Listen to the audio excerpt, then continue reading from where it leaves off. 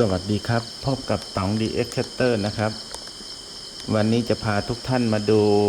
หมาจิ้งจอกในระยะประชิดนะครับตัวนี้คือหมาจิ้งจอกทองนะครับเป็นหมาจิ้งจอกที่พบในประเทศไทย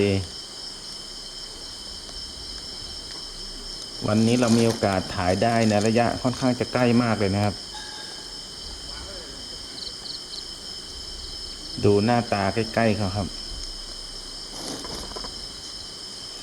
นี่เป็นครั้งแรกครับที่ถ่ายหมาจิ้งจอกได้ใกล้ขนาดนี้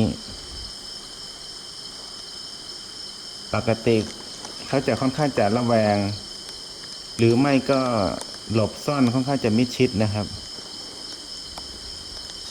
แต่ตอนนี้เราอยู่บนรถเขาจึงไม่ค่อยหวาดระแวงเท่าไหร่ทำให้เราสามารถถ่ายได้อย่างใกล้ชิดดูด้านบนนะครับจะเป็นสีทองจึงเป็นที่มาของจิ้งจอกทองนะครับ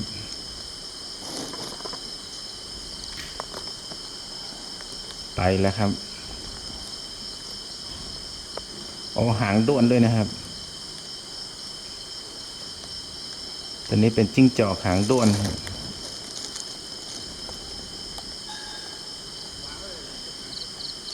เราได้ถ่ายภาพนิ่งด้วยครับดูภาพนิ่งกันครับ